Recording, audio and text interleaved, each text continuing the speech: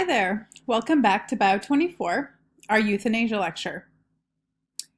Euthanasia is intentional cessation of life for the benefit of the individual. It can involve injection of deadly doses of drugs or removing life support. There are different types of euthanasia. Voluntary euthanasia is when the person who is killed has requested to be killed.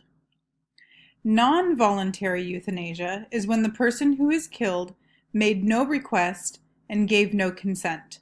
Their needs and wants are unknown. Involuntary euthanasia is when a person has made an expressed wish to remain alive and their wish was ignored. Another feature of euthanasia is what we've heard of as assisted suicide. This is when an individual provides information, guidance, and/or means to have a person take his or her own life. If a doctor gave this information or guidance, it's referred to as physician-assisted suicide. We can also subdivide euthanasia by two different categories. There's euthanasia by omission and euthanasia by action. Euthanasia by omission is when an individual intentionally causes death by not providing necessary care, food, or water. An example of this is removing life support. Euthanasia by action is when an individual intentionally causes a person's death by performing an action. Examples of this include lethal injections. Euthanasia is legal in some areas of the world, but generally is an illegal activity. Euthanasia was legal in Belgium and the Netherlands since 2002, in Luxembourg since 2009, in Switzerland since in fact the 1940s, but only with assisted suicide where the patient must help with dispense of the drug. And in Colombia, euthanasia actually became legal in 2015.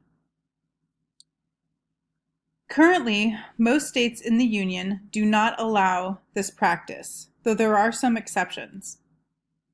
Montana, Oregon, Washington, Vermont, and California all have something referred to as the Death with Dignity Act or something similar. This involves assisted suicide and has been upheld by the Supreme Court.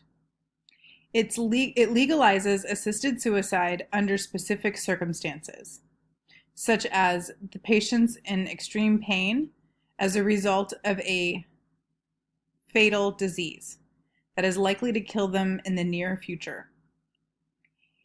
In all other states of the Union, euthanasia is outlawed. The majority of doctors in the U.S. will vehemently advocate for not granting life support to patients in need. However, intentionally ending an intolerable or painful life is not supported by most doctors. Let's talk about euthanasia by omission first by discussing different forms of life support. Life support includes, but is not limited to, things such as feeding tubes. Feeding tubes can go down the nose and/or throat of an individual, or they can be placed directly into the stomach through an incision. Feeding tubes bypass the need to chew or swallow and thus move food directly into the stomach. IV or intravenous strips are similar in that they can deliver liquids to a person through their veins. We can provide nutrients and fluids that way as well, although usually only for the short term. Another form of life support is respiratory life support. There are different versions of this. There's a bag valve mask, which is only used for short-term respiratory life support, or alternatively, the nasal tube. The nasal tube can be placed down the nose and into the lungs, and with pressurized air can deliver oxygen directly to the lungs that way. There's also mechanical respiration that can go through the trachea, again leading directly to the lungs, essentially through the neck, a hole in the neck. These are more long-term solutions for individuals in need of respiratory life support. Other forms of life support include a defibrillator, which is pictured here and here. The defibrillators deliver electrical pulses in order to restart a heart. These are only used if the heart is arrhythmic or functioning improperly, but if the heart has lost its function entirely, defibrillators are not effective. Catheters can also be used, pictured here, in order to remove urine from the bladder in a patient that is unable to urinate, get out of bed, or have their urinary tracts function properly.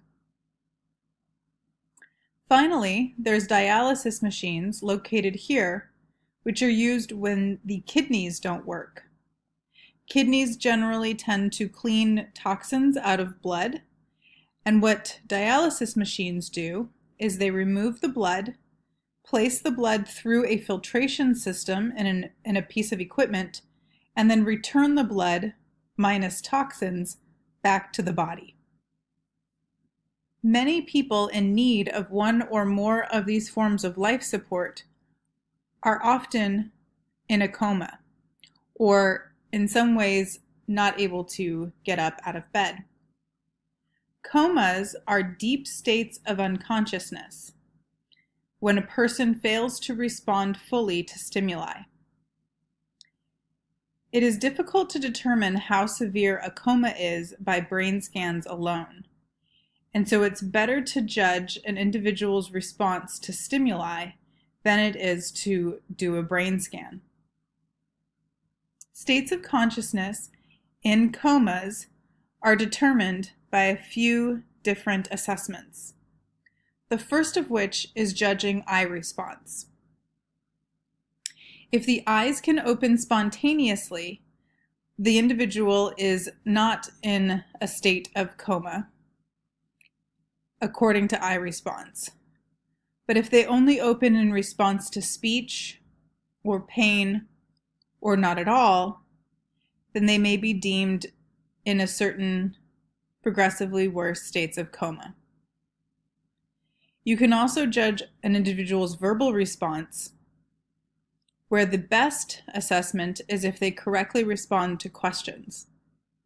However, if a person is confused, has disorganized speech, or, in some of the worst cases, just utters random sounds or nothing at all, their verbal response can be judged to be very poor.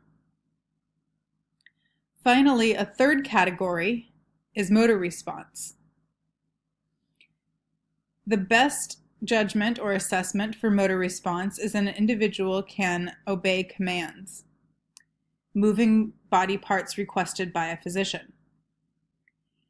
If this is not possible, then perhaps an individual can purposefully move away from pain or withdraw from pain. In less conscious scenarios, an individual can have involuntary movement from pain, though not move away from the pain, or have small movements in response to pain, or in the worst case scenario, no movements at all. A physician would then make all of these assessments and score each response to eye response, verbal response, and motor response, and determine how severe a coma might be for a patient.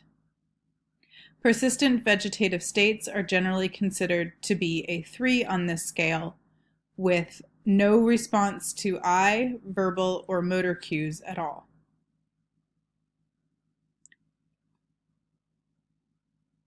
If an individual chooses euthanasia, lethal injections may be made. Lethal injections, however, are not just given to individuals that choose to be euthanized, but lethal injections were also widely known for death penalty recipients in prisons. In addition, lethal injections in animals is also known to occur as part of the euthanasia procedures for pets. This involves administration of 3 different drugs. The first drug induces a coma with the drug known as thiopental sodium. Thiopental sodium acts to inhibit neural cells, acting in a much similar way as alcohol does on the body, but is much more efficient in its activity. After the individual is asleep, the next drug that's given is a muscle relaxant, usually pancuronium bromide. This causes muscles to relax, including a collapse of the diaphragm. This leads to asphyxiation, which stops breathing. In the death penalty cases, in some cases of euthanasia, a third drug is given, potassium chloride, which causes an effect on the cardiovascular system, stopping the beating of the heart. This is a way to further confirm an individual or pet has died, rather than just using the pancuronium bromide to stop the breathing. In our next lecture, we're going to talk about a controversy that has arisen regarding these different drugs, and we'll talk a little bit about making living wills.